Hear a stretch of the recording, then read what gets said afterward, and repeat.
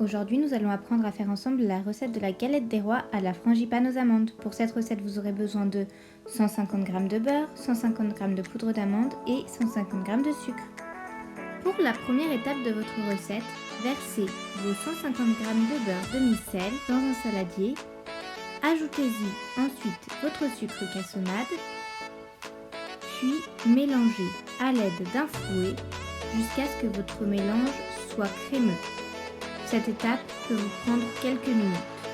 Si vous le souhaitez, vous pouvez également utiliser un batteur électrique qui sera beaucoup plus simple pour vous.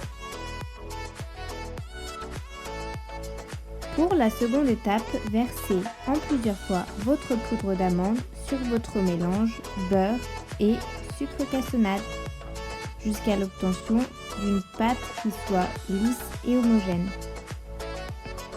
Après avoir mélangé quelques minutes avec le fouet, je me suis rendu compte que c'était bien plus simple d'utiliser une maryse car grâce à la maryse, vous allez pouvoir aplatir votre pâte sur les bords de votre saladier et ce sera beaucoup plus simple pour vous de mélanger la préparation.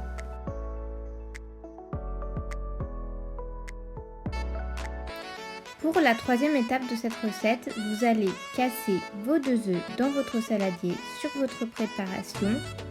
Puis, à l'aide d'un fouet, mélangez jusqu'à obtenir une pâte qui soit suffisamment lisse, homogène et jusqu'à ce qu'on ne sente plus du tout les grains ni d'amandes ni de sucre cassonade.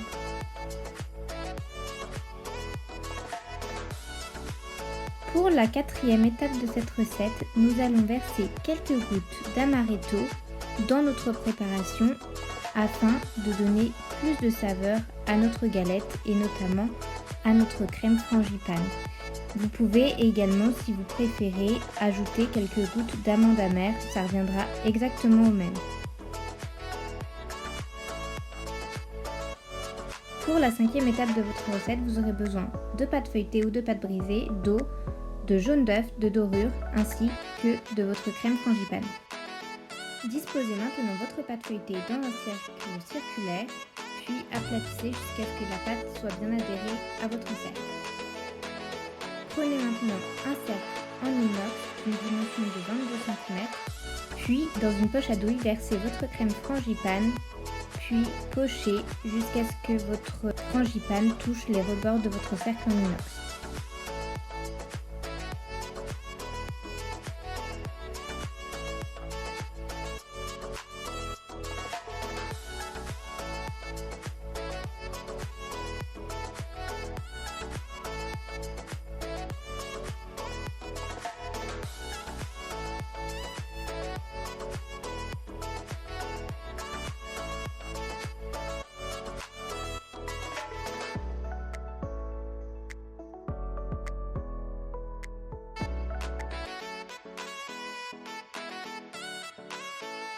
Lorsque vous aurez fini de pocher votre crème frangipane, n'hésitez pas à utiliser une spatule afin de lisser votre crème. Cela sera beaucoup plus joli. Maintenant vient l'étape que tout le monde préfère, l'étape où l'on doit disposer la fève dans la crème frangipane et ça, c'est vraiment toute une histoire. En effet, c'est toujours mieux de disposer la fève ni trop à l'extrémité, ni trop au centre. Maintenant, vous allez pouvoir délicatement enlever votre cercle en inox, puis badigeonner les rebords de votre pâte feuilletée ou votre pâte brisée sur votre pâte afin d'ensuite disposer votre seconde pâte pour que celle-ci adhère mieux et qu'elle ne s'ouvre pas pendant la cuisson. Pour plus de sécurité, vous pouvez également prendre les 2 pâtes et retourner chaque bord, puis les sceller à l'aide d'une fourchette, ce qui permettra également de donner votre motif sur les bords de votre galette. Maintenant vient l'étape de la dorure. Pour cela, vous aurez besoin d'un jaune d'œuf, de vos paillettes, d'un fouet. Grâce à un fouet, mélangez vos paillettes et votre jaune jusqu'à ce que les paillettes soient bien incorporées dans votre jaune, puis à l'aide d'un pinceau, badigeonnez le mélange obtenu sur votre pâte brisée ou votre pâte feuilletée en plusieurs fois. En général, ce que je fais, c'est que je badigeonne une première fois Une fois que ma galette est bien badigeonnée, je la mets au frais pendant 1 heure, puis 1 heure plus tard, je rebadigeonne une seconde fois. Pour la dernière étape de cette recette, c'est vraiment libre cours à votre imagination car vous allez devoir faire les décors de votre galette. Ce que je vous suggère, c'est simplement d'utiliser la pointe d'un couteau et de ne pas trop appuyer sur votre galette. Après, c'est vraiment libre cours à votre imagination.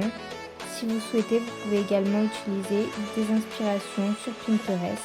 Ce sera également super sympa. Maintenant, il ne me reste plus qu'à vous souhaiter une excellente dégustation.